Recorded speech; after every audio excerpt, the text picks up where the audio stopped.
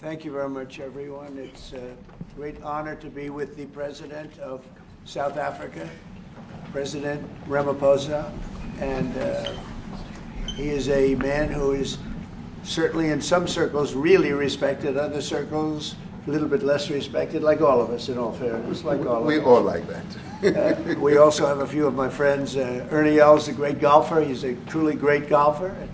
Retief Goosen, who's another really, we call him really a great golfer too, Ernie, right? You two guys are fantastic. And we could add Gary to the group, Gary Player. What a group of golfers South Africa's had. Yes, yes. There must be something in the water, right? It's something good. These two guys are it's unbelievable. It's the water set. Yeah, Gary's Gary. And David Frost, also another one that I know is such a great one. Indeed. Was he as good a putter as they say, David? He's a putter. He's a putting machine, right? Absolutely. But he's another one. So something very good about South Africa in golf, and golf is still doing great in South Africa. And they have young players, I hear, coming up that are going to be very good. But it's an honor to have you here, and my friend, it's an honor to have you, one of the greatest businessmen in South Africa and long beyond. Thank you for being here. It's a very, very great honor. Appreciate it. So we're going to be discussing certain things. As you know, we have the G20 is going to South Africa. When is that going to be? In November. In November. And thereafter, I hand over to you. And yes, we have it next. You originated the G20, so I'll hand over the baton to you, and then you lead the G20 in the world. We're going to have it the following year. Yeah. So we'll be discussing many things, and some of the things you've been reading about in the papers and the media. And I would say that, look, the president is a truly respected man in many, many circles, and in some circles he's considered a little controversial. But we're going to be discussing some of the things that are taking place in South Africa and see if we can help. And we want to help. And we've had a long relationship with South Africa. I have, because indirectly I have so many friends that live there. I have a lot of friends. I mean, these are famous guys, but I have a lot of friends that live there that are tremendous people.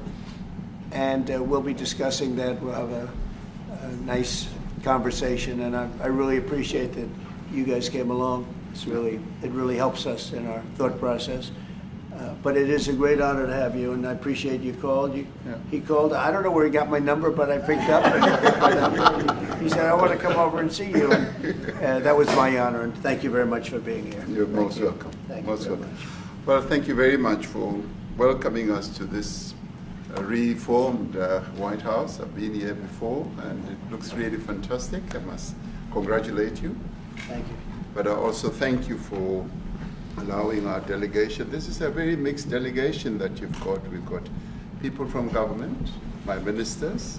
I've got someone from the trade union movement who we really collaborate with, and from business as well, and our sporting legends. When I spoke to you, you said, yes, come along and bring Gary Player, bring Ernie Els and Retief Goosen.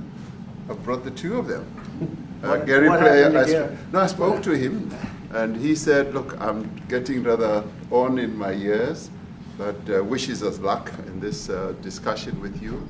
So it's a real joy. And I'd also like to thank you for allowing your people to start discussions with us at the trade level. I mean, we are essentially here to reset the relationship between the United States and South Africa. We are long-standing partners in many, many ways. We've collaborated in many fields, in space issues, in energy, and in trade, and we therefore need to reset that, particularly in the light of some of the announcements that you made on trade and investment. Right. So we want to advance more trade between the two of us, our two countries, and our people now have been empowered by yourself and by myself to start engaging, and we hope that we will be able to fuel that engagement during our talks. And we also want to discuss issues that have to do with how we promote further investments in both countries. We've got about 22 companies from South Africa that have invested in the US, thus creating a number of jobs. And similarly, you've got almost 600 companies that have invested in South Africa, and some of them have been in South Africa for more than 100 years. That's true. So our links are really long-lasting, and we would like to recalibrate those relations between our two countries and discuss a whole range of issues, geopolitical, the work that you're doing to bring peace around the world, in Ukraine and in the Middle East. So we value that, and we are also a great contributor to peace processes that are going on around the world. And of course, we want to discuss how we can support each other. You are a much bigger economy than we are. We're just a tiny economy, but we rely on each other on a number of issues. We've got critical minerals that you want to fuel the growth of your own economy and reindustrialize. So we have that on offer, including rare earth minerals. So all that combination of opportunity and the products that we buy from you, as well as what we sell to you, I believe makes up a really good and powerful relationship, which we need to strengthen, which we need to engender.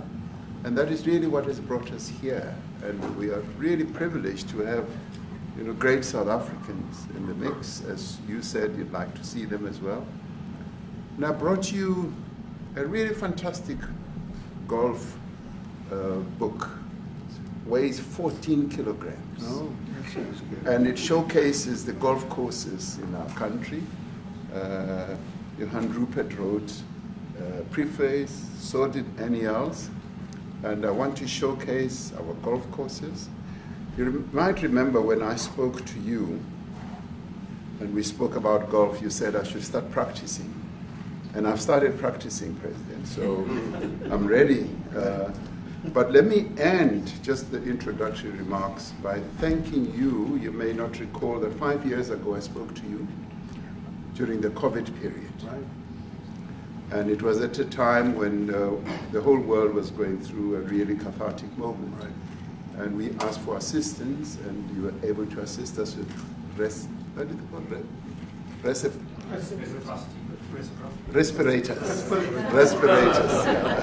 Respirators, and you kept to your word, and you delivered respirators to us. We didn't have as many in our country, and it really helped to help us deal with COVID.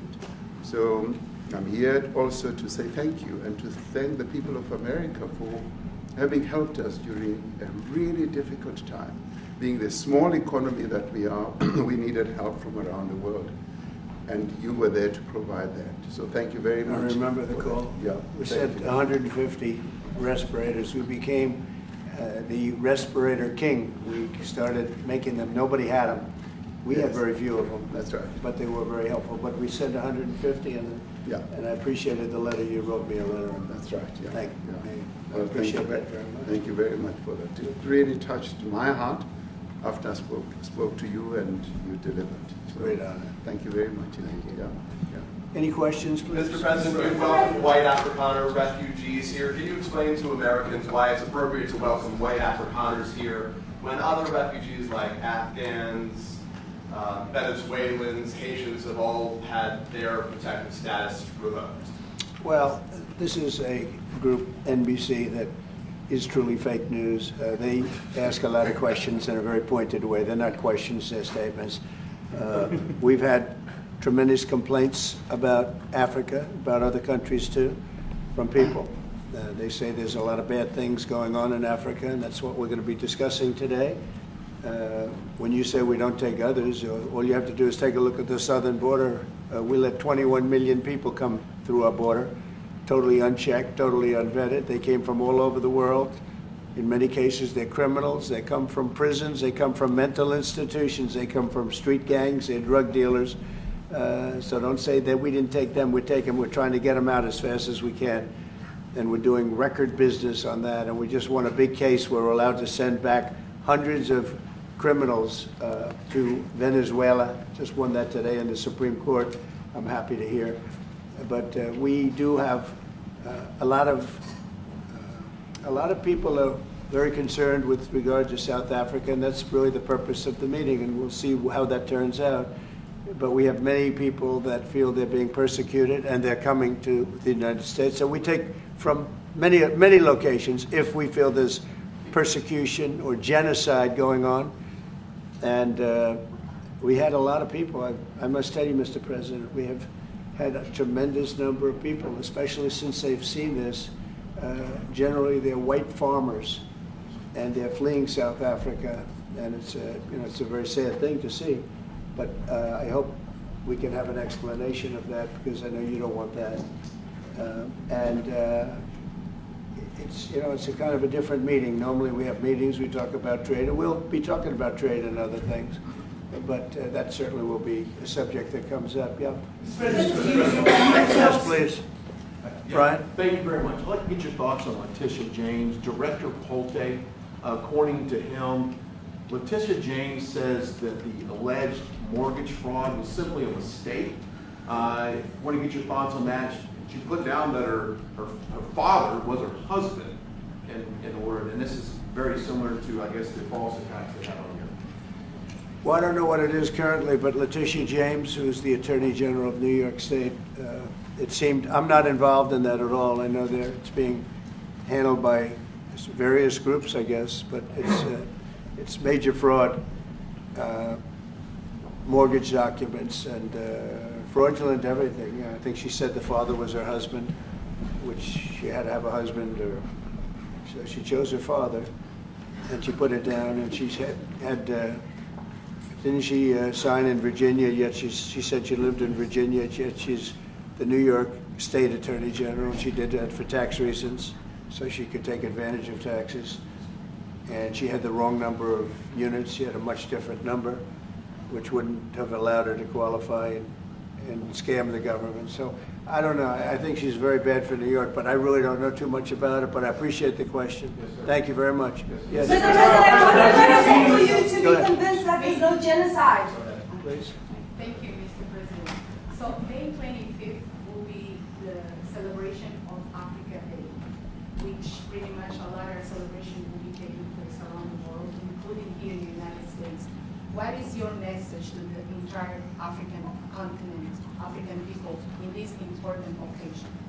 Well, I want to see peace, and I want to see happiness. I want to see health, and you have incredible land. There's tremendous value. A lot of countries don't have that value in the land, the value you have. We have a situation, I think you probably heard about it. We've done, through some very talented people, helped settle a war that's been raging for years, Rwanda and the Congo. And I think we've done it. Believe it or not, I think we've done it. And could you just say a few words about that, my friend? Yes.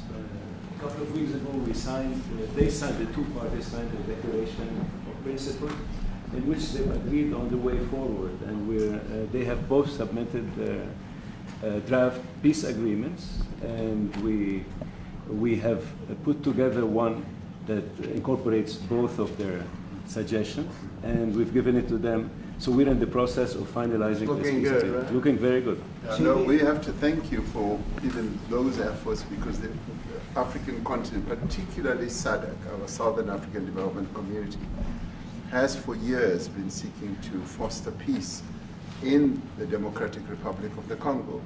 So all efforts, including those from outside the continent and inside the continent, are really worthwhile. We are removing our troops from there so that peace can then prevail in that whole area. And we hope that with the support of the international community, we will really have peace in that area. It's so vital, it's so important for the whole region. Well, we sent our people there, and I think we did a very good job, as headed by my friend. And that was great. That was great. I mean, I'm just hearing phenomenal reports, because all I'm hearing is death, and they're chopping heads off, and it's horrible over there. And it was really brave of you to go there, and I really appreciate it. And it looks like we have something very, very substantial. We also talked about trade with them in terms of rare earth and all, but really more for it's like if you take a look at what we just did with Pakistan and India, we settled that whole thing, and I think I settled it through trade. We're doing a big deal with India, we're doing a big deal with Pakistan, and they said, what are you guys doing? You know, somebody had to be the last one to shoot. But the shooting was getting worse and worse, bigger and bigger, deeper and deeper into the countries. And we spoke to them, and I think you know, I hate to say we got it settled, and then 2 days later, something happens, and they say it's Trump's fault. But Pakistan has got some excellent people and some really good, a great leader. And India is my friend, Modi. Modi? And he's a mutual friend? Yeah, yes. He's a great guy. And I called them both, and we just did something good. We're trying to settle Russia, Ukraine. Spoke with President Putin for 2.5 hours the day before yesterday. I think we made a lot of progress, but that's a bloodbath. 5,000 people are being killed a week, 5,000 soldiers a week, not including people in cities and towns that are also being killed. So we're trying to help. And it doesn't affect us. It's not our people, it's not our soldiers, it's Ukraine and it's Russia, but if we can save 5,000 souls, we'll do it. You know, we're pretty good at it. But that's a bad situation. That is a really bad situation. Well, you'll recall when President Zelensky was coming to South Africa, that's when I spoke to you. That's right. We both agreed that we need to push the peace message so that there can really be peace. And we've been involved in the Ukraine-Russia conflict for quite a while. Through my Minister of State Security here, we've been dealing with them, the exchange of children who were taken away, going through names and addresses and all that. So we've been invested in that whole process as well. And the moves that you're making are fully supported by us because we would like to see the end of that war. That's true. I called Zelensky and they said, he's in South Africa. I said, what the hell is he doing in South Africa? He was talking to us. We got this big. I said, that's a strange one. I said, what are you doing in South Africa? Yes. That's a strange one. He's trying to make peace. Or we're taking him. You know, we were lucky because we had the great Nelson Mandela who taught us how to create peace, to make peace. So we were imparting some of those lessons to him, some of those learnings, and I specifically mentioned to him that this is how Nelson Mandela taught us that when you want to have a peace in a country, do it on an unconditional basis and sit down and talk. And that's precisely what I'm sure he's going to heed. Well, we're going to see what happens with that when it's there's a lot of hatred, there's a lot of death. It's a bloodbath. It is. I get unfortunately. I get the satellite pictures of that field, of that killing field. You never saw anything like it in your life. It's horrible. It's a horrible thing that it goes on, but I think we've made big progress. Yeah, please, go ahead. Thank you, Mr. President. No, not you. Right here. He's from South Africa. Go ahead, please. What are you expecting on the ICJ case? Are you expecting South Africa to drop that? Is that what you're trying to do? On which case? The ICJ The International case Criminal Justice. I don't expect anything, to be honest. I really don't. I don't know. It's they've got a case. There's a lot of anger there, tremendous anger. I don't expect anything. We'll see what happens. We'll have a ruling, and who knows what the ruling is going to mean. Yeah. On that subject of Gaza, Mr. President, are you going to be speaking to Prime Minister Netanyahu about Israel's renewed offensive there? There's been a lot of concern from European countries. The Pope has expressed concern. Are you going to be asking Prime Minister Netanyahu to tone down the offensive in Gaza to let more aid in? Was that a question or a statement? It's a question. This guy's, you never change. Mr. President, this time, what would it take for you to be convinced that there's no white genocide in South Africa? Well, I can answer that for the President. It's, for him, no, seriously. I'd rather have him answer. Yeah, I'd rather answer that. It will be, Our President will respond to you. Yeah, let me, Thank you, Mr. President. It will take President Trump listening to the voices of South Africans, some of whom are his good friends, like those who are here. When we have talks between us on the around a quiet table, It will take President Trump to listen to them. I'm not going to be repeating what I've been saying. I would say if there was Afrikaner farmer genocide, I can bet you these three gentlemen would not be here, including my Minister of Agriculture. He would not be with me. So it'll take him, President Trump, listening to their stories, to their perspective. That is the answer to your question. But, Mr. President, I must say President that Trump. we have, wait. We have thousands of stories talking about it. Sure. And we have documentaries, we have news stories, and that. Is Natalie here, somebody here to turn that? I could show you a couple of things, and it has to be responded to. Yeah, sure, We we have, will. let me see the articles, please, if you would, and turn the lights down. Turn the lights down, and just put this on. It's right behind you, Johan. There's nothing this parliament can do. With or without you, people are going to occupy land. We require no permission from you, from the president, from no one. We don't care. We can do whatever you want to do. Who are you to tell us whether we can occupy land or not? We are going to occupy land. Yeah. South African occupy land. That's who we are. Whatever I want to do, we can withdraw my membership from this useless parliament. Honorable. Yes, honorable member. Must never be scared to kill. A revolution demands that at some point there must be killing, because the killing is part of a revolutionary act. Shoot to kill, Gaza, kill the poor, the farmer, kill the poor, the farmer, pa, pa, pa,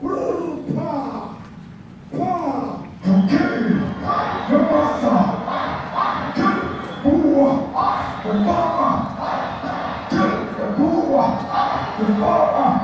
The mayor of DJ in PE is a white man. So these people, when you want to hit them hard, go after a white man. They feel a terrible pain because you have touched a white man. Not because Mashaba and Soli will not be touched. They will be touched, no one. But we are starting with this whiteness. We are cutting the throat of whiteness. Shoot to kill Yamaza, kill the brewer, the farmer, kill the brewer, the farmer. Pa, pa, pa. Shoot to kill Yamaza, kill the brewer, the farmer, kill the brewer, the farmer.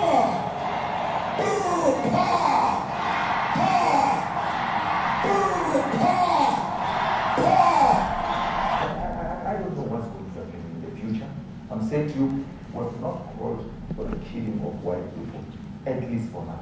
I can't guarantee the future. Yeah, but I mean, you understand somebody watching that, especially as it gets shared on Twitter, they freak out. It sounds like a genocide over I can't take it.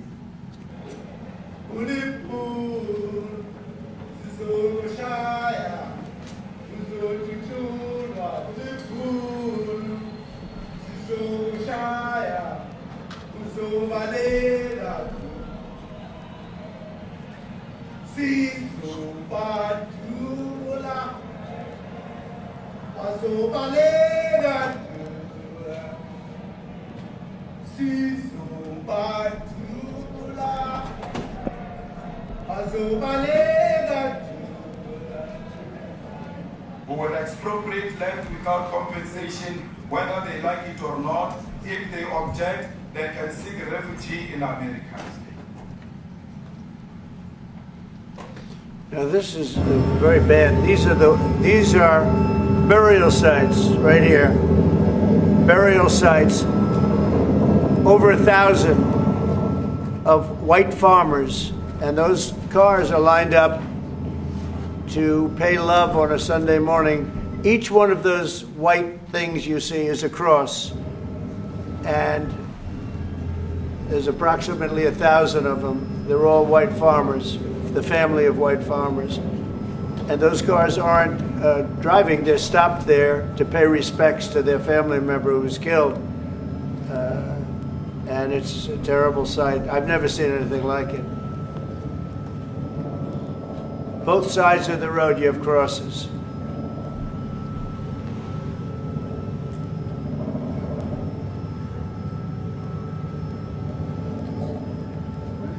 Those people were all killed. Have they told you where that is, Mr. President? No, I'd like to know where that is, because this I've never seen. But okay. I mean, it's in South Africa. That's where. We need to find out.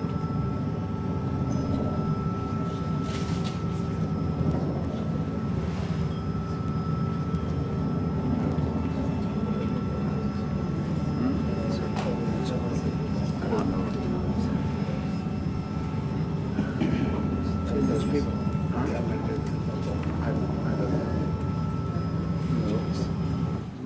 Okay. Mr. President, the Pentagon announced that it would be accepting a Qatari jet to be used as Air Force One. What are you talking about? You know, what are you talking about? You know, you to get out of here. What does this have to do with the Qatari jet? They're giving the United States Air Force a jet, okay? And it's a great thing. We're talking about a lot of other things. It's NBC trying to get off the subject of what you just saw. You are a real, you're a terrible reporter. Number one, you don't have what it takes to be a reporter. You're not smart enough. But for you to go into a subject about a jet that was given to the United States Air Force, which is a very nice thing, they also gave $5.1 trillion worth of investment in addition to the jet. Go back, you ought to go back to your studio at NBC, because Brian Roberts and the people that run that place, they ought to be investigated. They are so terrible the way you run that network, and you're a disgrace. No more questions from you. Go ahead. Go ahead, talk about that. His name is Peter something. He's a terrible reporter. Quiet. That's my question now. Let's go. Thank you so much. President Trump, and it's also from ENCA in South Africa. Thank you very much. Thank you very much. What would you like President Ramaphosa to do about the situation that we've just seen on the screen? I don't know. Look, these are articles over the last few days. Death of people. Death. Horrible death. Death. I don't know. To pick anyone, white South Africans are fleeing because of the violence and racist laws. And this is all, I mean, I'll give these to you. So when you say, what would I like to do? I don't know what to do. Look at this. White South African couples say that they were attacked violently. And, President Trump, when will you go and see for yourself if it is? well, I could do that. Look, here's burial sites all over the place. These are all white farmers that are being buried. And he asks about a jet that was given. You ought to be ashamed of yourself. You know, you are so bad. You're such a bad reporter.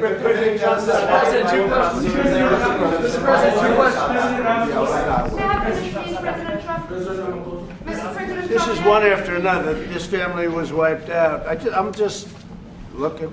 Can we get a response from President Ramaphosa? Your reaction to those videos, Mr. President? Yes, I want reaction. Well, I think the videos are so.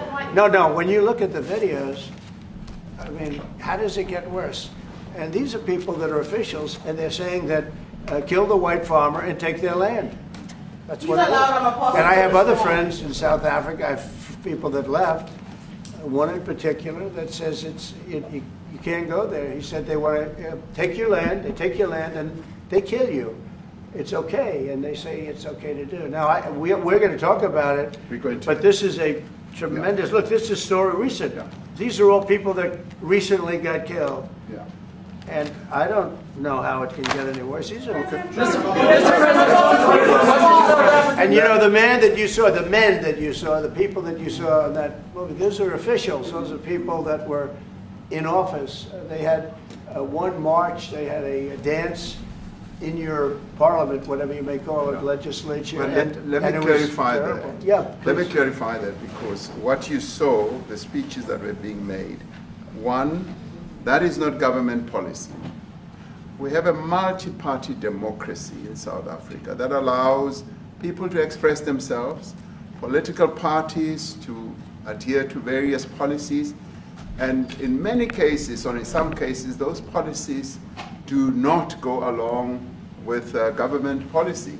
Our government policy is completely against what he was saying, even in the parliament. And they're a small minority party, which is allowed to exist in terms of our constitution. But you do allow them to take land.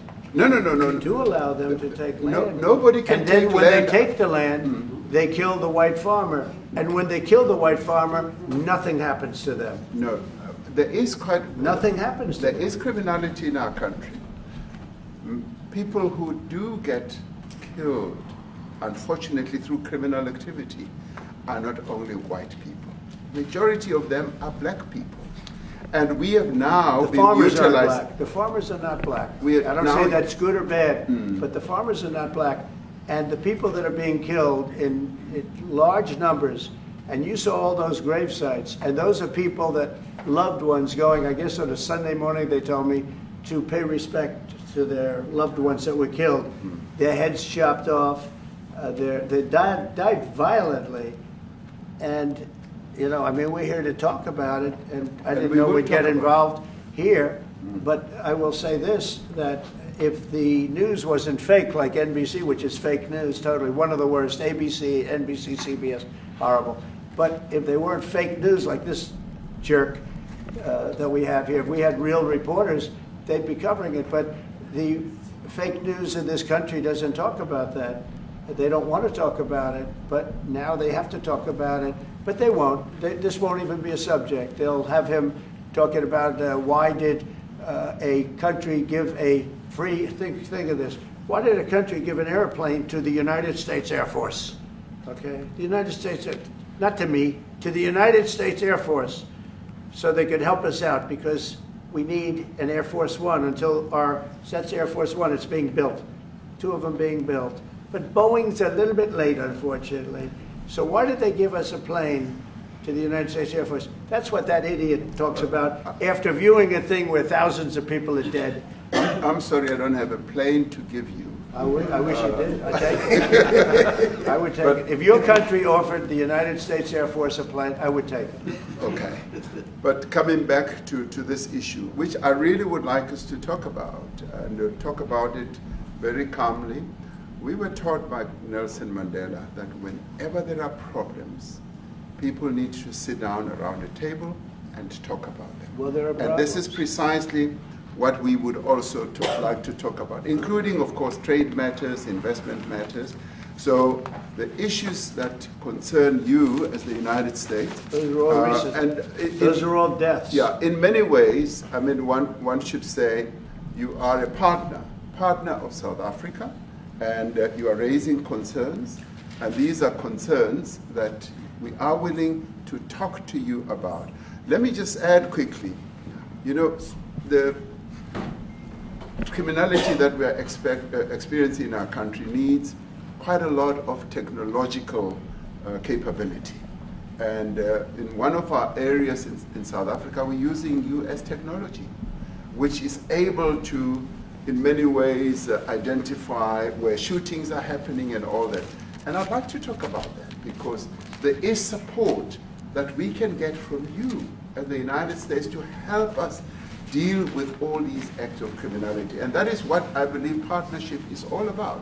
And we are here as a partner so that we can help each other whenever there are challenges. So I'd like us to discuss it, and of course outside of the media, so that we sit down and have a really good discussion that will lead to good outcomes. Are there any other further punitive measures that could be in place should you not be satisfied that South Africa is fixing some of the very bad things, in inverted commas, that you tweeted are happening? Well, there are a lot of bad things happening in many countries, but this in particular has been very, very bad, very bad. And because of we're going to have the whole world watching in another short period of time because you have the G20, and that's a big deal. And it seems like, I want you to look good. I don't want you to look bad. Very good. But we have hundreds of people, thousands of people trying to come into our country because they feel they're going to be killed and their land is going to be confiscated. And you do have laws that were passed that gives you the right to confiscate land for no payment. You can take away land for no payment. I want to clarify that because we have a constitution. Our constitution guarantees and protects the sanctity of tenure of land ownership. And that constitution protects all South Africans with regard to land ownership. However, we do say, because we've got to deal with the past, the government, and as your government also has the right to expropriate land for public use. And you're doing that. And we've never really gotten underway with that. And we are going to be doing so. You're taking people's land away we have not. from them. We have, and those people, in many cases, are being executed. They're being executed. And they happen to be white, and most of them happen to be farmers. Mm-hmm. And that's a tough situation. I don't know how you explain that. How do you explain that? They're taking people's land away, and in many cases, those people are being executed. And in many cases, it's not the government that's doing it. It's people that kill them and then take their land, and nothing happens to them. But we have thousands of people that want to come into our country. They're also going to Australia in a smaller number. Mm-hmm. But we have thousands of people that want to come into our country, and they're white farmers, and they feel that they're going to die in South Africa, and it's a bad thing. Yeah, please. What can South Africa do? What concessions would you like to see them make to improve relations with the United States? Then I have one more for President Ramaphosa afterwards. Well, we just spoke about, I got them a very, very complex machine, 150 of them. I was asked by the president if it could help, and I did that. And, I have great feeling for all countries. I deal with all countries, but I have a great feeling for South Africa because I have friends. I have a couple of friends, a few friends here today. I have many friends from South Africa, but many of those friends are not, they can't go back. I have, Elon is from South Africa. I don't want to get Elon involved. That's all I have to do, get him into another thing. But Elon happens to be from South Africa. This is what Elon wanted. He actually came here on a different subject, sending rockets to Mars, okay? Yes. He likes that better. He likes that subject better. That's right. But Elon is from South Africa, and I don't want to talk to him about that. I don't think it's fair to him. That's right. But I will say that people are fleeing South Africa for their own safety. Their land is being confiscated, and in many cases they're being killed. And that scene of, you see how many crosses they have. Those crosses, that's a dead person in every one of them. And those trucks or cars are paying their respects to all of those dead people on a Sunday morning. That's a rough thing to explain away. And the problem we have, and the way, a correct and a fair media exposes things. But we have a very corrupt media. They won't even report this. If this were the other way around, it would be the biggest story. Now, I will say apartheid, terrible. That was the biggest story. That was reported all the time. This is sort of the opposite of apartheid. What's happening now is never reported. Nobody knows about it. All we know is we're being inundated with people, with white farmers from South Africa. And it's a big problem. Marco Rubio was telling me he's never seen anything like it. The numbers of people that want to leave South Africa because they feel they're going to be dead very soon. Yes, please. I was going to say, Brian, go. If I could just ask you a question. 72% of farmers in your country are white. If they flee, do you feel that maybe the economy could collapse? You may not have a gap to fill in those people that need to replace those farmers. I'd like my Minister of Agriculture, who is white, who comes from an opposition party to mine, who's joined my government at my invitation to address this very issue, including the question that you've just raised. John? Thank you very much, Mr. President. Yeah. And Mr. President, thank you for welcoming us to the White House. I would say we have a rural safety problem in South Africa. I don't think anyone wants to candy coat that. And it requires a lot of effort to get on top of it. It's going to require more policing resources. It's going to require different strategy to be able to deal with it. But certainly the majority of South Africa's commercial and smallholder farmers really do want to stay in South Africa and make it work. And I've just come from the largest agricultural show in the Southern Hemisphere with organized agriculture and farmers, and the majority of them want to stay. But they too there have a memorial to those who've died as a result of farm attacks. And as the Minister of Agriculture, it is something that I'm particularly exercised with my colleagues at police and my colleagues in the justice cluster to start making farm attacks and stock theft a priority crime. And it affects all farmers in South Africa, particularly stock theft. It has a disproportionate effect on smallholder black farmers. I also want to just say this, that the two individuals that are in that video that you've seen are both leaders of opposition minority parties in South Africa. Umkhonto we Sizwe under Mr. Zuma and the economic freedom fighters under Mr. Malema. Now the reason that my party, the Democratic Alliance, which has been an opposition party for over 30 years, chose to join hands with Mr. Ramaphosa's party was precisely to keep those people out of power. We cannot have those people sitting in the union buildings making decisions. And that is why after 30 years of us exchanging barbs across the floor in Parliament and trying to get one over on each other, we've decided to join hands precisely to keep that lot out of government. Because the day they get in to the doors of the union buildings in South Africa or control of our Parliament, that's what you're going to see. And that is why this government, working together, needs the support of our allies around the world so that we can strengthen our hand, grow our economy, and shut the door forever on that rabble getting through the doors of the union bodies, because then South Africa's future would be... So you denounced that type of language in the video that you saw? Oh yes, we've always done so. As government, as my own party, we are completely opposed to that. We, in 1955, adopted a document which said South Africa belongs to all who live in it. But why wouldn't you arrest that man? That man said, kill the white farmers, kill the white farmers. And then he danced, and he's dancing, and it's kill the white farmers. I think, I'm not sure, but I think if somebody got up in Parliament and started saying kill a certain group of people, he would be arrested very quickly. That man is going all over South Africa, and that's not a small party. That was a stadium that holds 100,000 people, and I hardly saw an empty seat. That's a lot of people. That's a lot of representation. And those crosses, we have dead white people, dead white farmers, mostly. And you take a look at Australia, they're being inundated, and we're being inundated with people that want to get out. And their farm is valueless, it's valueless, and they just want to get out with their life. And this is a very serious situation. And if we had a real news or real press or media, we don't have that because they won't talk about this because they're all guys like that idiot. But if we had a real press, it would be exposed. And you know, the beauty of exposing it is it's like a cleansing action. When it gets exposed, it'll get fixed. That's when it'll get fixed. But people don't talk about it. And I'll tell you who's talking about the thousands of people that are fleeing South Africa right now. President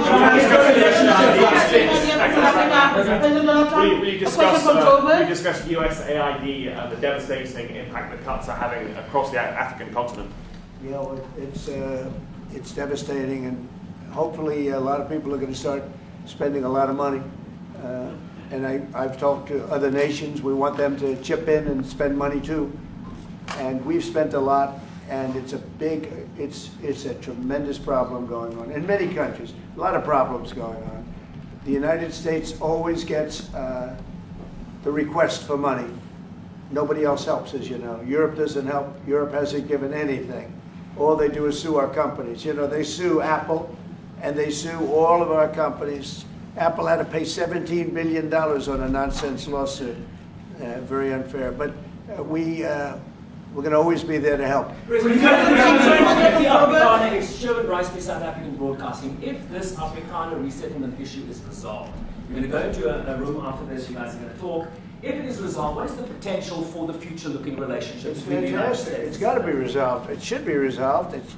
It's a little bit bad when you see a stadium with 100,000 people in it, because that means it's more than just a little movement. It's a pretty big movement in South Africa. So it has to be resolved.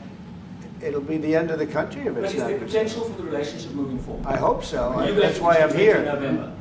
I mean, I'm not here for my health. I'm here to see what it is. No, I'd like to see. I have friends. I can tell you, Ernie Els and Retief Goosen, they feel so strongly they wanted to be here on behalf of South Africa, not on behalf of me. And, you know, they said, can we be here for this? Because they love the country. Ernie, do you guys want to say a couple of words? I hate to put you in this. This is tougher than sinking a 3-footer. They have, and they've sank many 3-footers. Thank you, Mr. President, and thanks for the honor of being here. We've known each other a long time. We have spoken. You know, we're proud South Africans. I still have my South African passport. You know, we travel with this passport, you know, and I got my visa here. So, you know, but we want to see things get better in our home country. That's the bottom line. It's been 35 years since the transition. President Ramaphosa was right in the middle of the transition time in 1990 and before that. So it's been 35 years of ANC government. And I know there's a lot of anger, you know, through the transition. There was also a lot of stuff happening in the apartheid days. You know, we grew up in the apartheid era. But I don't think two wrongs makes a right. You know, President Mandela, when he came out of prison for all that time, didn't come out with hatred, you know, and really unified our nation through sport. You know, we won the Rugby World Cup in '95. 4 times. We won the African Nations Cup, soccer. You know, we won some majors as golfers and so forth. So what I'm trying to say is, you know, this has been a long time coming. That's why we really wanted to meet you, meet the administration, and see our way forward, because we still want to see our country flourish. You know, we've got some great things going on. Business is getting involved with government. Farmers are getting involved in local municipalities, trying to rebuild some of the infrastructure that's been decaying for a long time. So there's a lot of coexistence going on and help from a lot of areas. But I feel we need the US to push this thing through. We've got a great ally if we can have the US. It's always been an ally of South Africa for a very long time. Even in the days of the war, you know, up in Angola, you know, you guys helped us. So very important for us to have your support and you know, get the change we need. Where did you do that well? He might have done that even better than he plays golf, which is almost impossible. Johan, please. Sorry, Mr. President, if you had to wind all of those tapes properly, you will see I'm the biggest target of that rabble-rouser. Number one for over 10 years, Mr. Malema. In fact, the first time I met him, he was in the youth league with that gentleman, and look how he's changed. Right. We have too many deaths, but it's across the board. It's not only white farmers, it's across the board. And we need technological help. We need Starlink at every little police station. We need drones. I actually got drones donated for the peace parks to stop elephant and rhino poaching. And his predecessor stopped the importation because he said the United States would spy on us. I mean, US basics, the ridicule. So if you can help us. Remember, sir, you and I lived in New York in the 70s. We never thought New York could be what it became. 2 commissioners, a tough mayor. We need your help to stop this awful killing. But it's across the board. Ernie is right now building a house in George. I'm building 3 cottages for my grandchildren on a farm outside Grafrenet. I often go to bed without locking the door. And we have a serious problem with illegal aliens who stream across the border. And if you really look at our statistics, a lot of these murders, firstly, it's unemployment and illegal aliens. And then I met Vice President Vance many years ago, the Charlie Rose show. My wife loved the book. And she reminded me this morning that you emphasized the devastation that occurs when big companies leave towns and cities, and there's a culture of dependency that develops. And I remember you discussing it. Now that's our problem. If we don't get our economy to grow, the culture of dependency and the lawlessness will increase. I've again been against apartheid all my life, and I'm their #1 target. Please just Google my name and Malema. You'll see it, sir. He marched on the farm. But the crime is bad. The crime is terrible, sir, but Mr. Steenhuisen won't admit to it, but he runs the Western Cape, where I live. And the biggest murder rate is in the Cape Flats. Gangs. We've got gang warfare. Like your M33, whatever these guys. We've got equivalents there. But we need your help, sir. And we need Elon technology. Well, one of the real areas of support is really in investments. We've got to grow our economy, because through growing the economy, we're then able to create more jobs. Because crime really thrives where there is inequality and unemployment. And that is one of the reasons that has brought us here, to improve our investment relations, our trade relations, so that we can preserve the number of jobs that your companies have created in South Africa.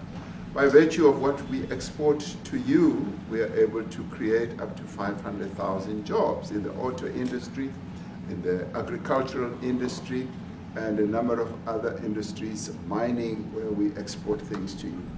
And we also know that as South African companies invest here, you are also able to create jobs. So it's a mutually beneficial relationship. So our main real reason for being here is to foster trade and investment, so that we are able to grow our economy with your support, and so that we are also able to address all these societal problems, because criminality thrives when people are unemployed, when they have no other hope to eke out a living. So that is what we need to resolve. And your support, your partnership with us is what is really going to give us a strong capability to move forward. President, please, Retief, excuse me, do you have anything to say? I mean, I don't want to leave you out. You know, the guy won 3 or 4 majors. 3 or 4? No, only 2. 2. That's a lot. By the way, 2's a lot. A lot of tournaments you won too. Do you have anything to say? Yeah, thank you, Mr. President.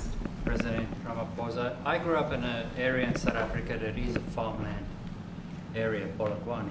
And there is some issues up there. Obviously, my dad was a property developer as well as a part-time farmer. And yeah, some of these buddy farmers got killed. The farm is still going. My brothers run it. But it's a constant battle with farms they're trying to burn the farms down to chase you away. So it is a concern to try and make a living as a farmer, and at the end they, without farmers, there's no food on the plate. So we need the farmers to produce the food. Farming, right? He wouldn't do it. He wouldn't even want to do what you're doing, right? They love farming. They don't want to leave. But it's a struggle. Yeah, and food and fresh water is the most important thing in life. Without those two things, you can't survive. How is the water there? The water is great. Obviously, all the water comes out of the borehole, out of ground for us down there.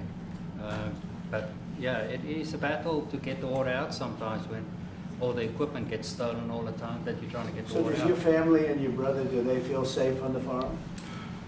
They live behind electric fences, try and be at night safe. But it is constant whenever you leave that something could happen. And there's nowhere to live. Both of them has been attacked in their houses. My mom's been attacked in her house when she was 80. So it is difficult. But the guys live a great life despite everything going on. Something. President Trump, I brought along the president of the largest trade union in our country, Ziggy Solosi, because she leads many, many workers, more than 1 million, 2 million workers. And maybe we should give her a chance to say something, because she's come all the way to join us.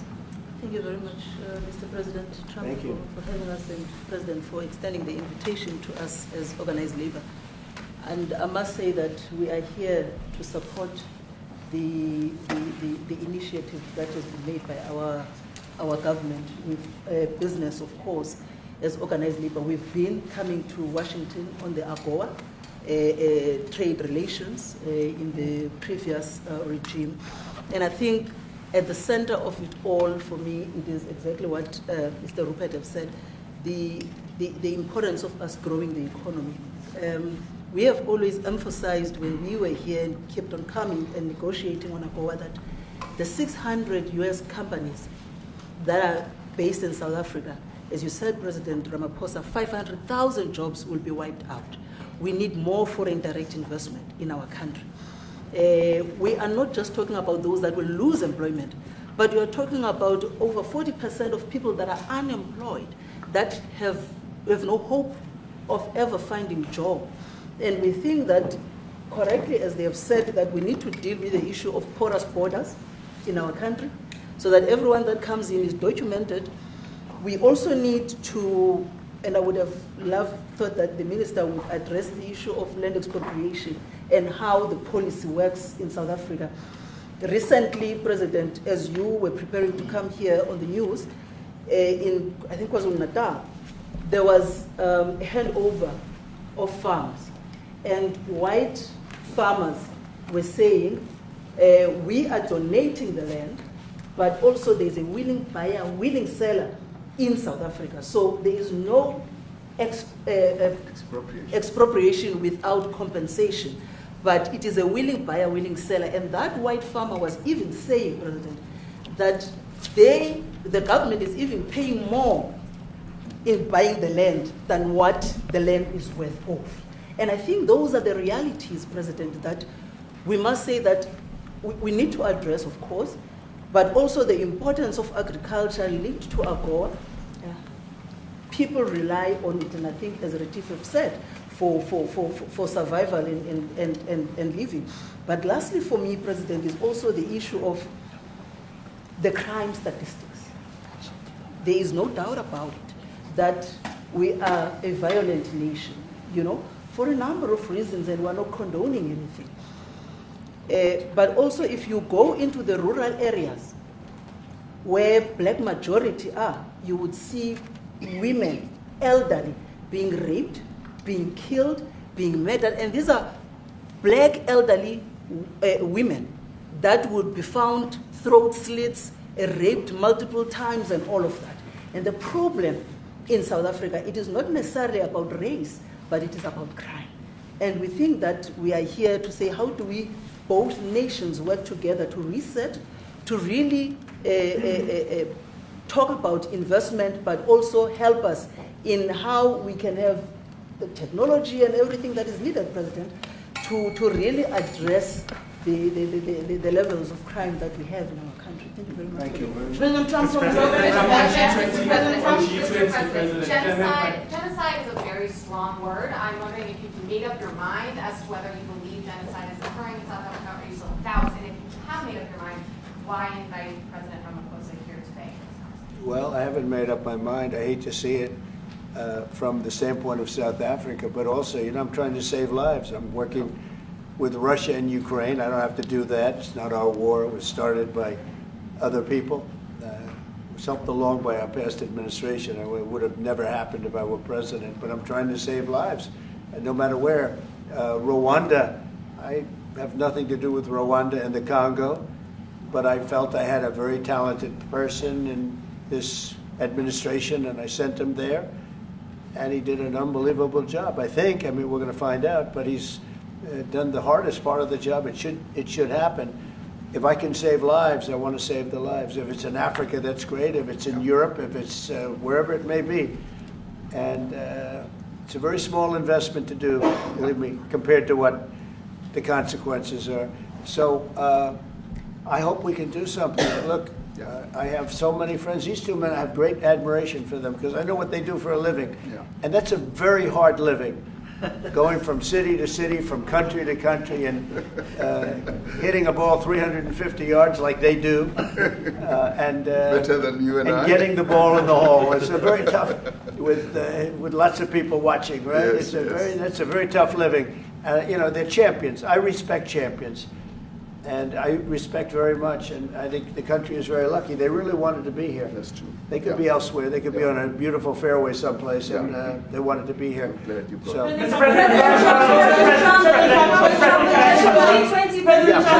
name is Yanda Ngobo from Newsroom Africa in South Africa. Good. How important is it for the United States to be at our G20 summit in November, given the relationship between our two countries? You've just heard what has been said to you just now. Are you coming, and are you preparing to come? So without the United States, the G20, just like the G7, used to be the G8, but brilliantly they threw Russia out. It would have been a lot better if Russia was in. You know, a lot of people would say, oh, that's not it. Because if Russia was in, you probably wouldn't have this war.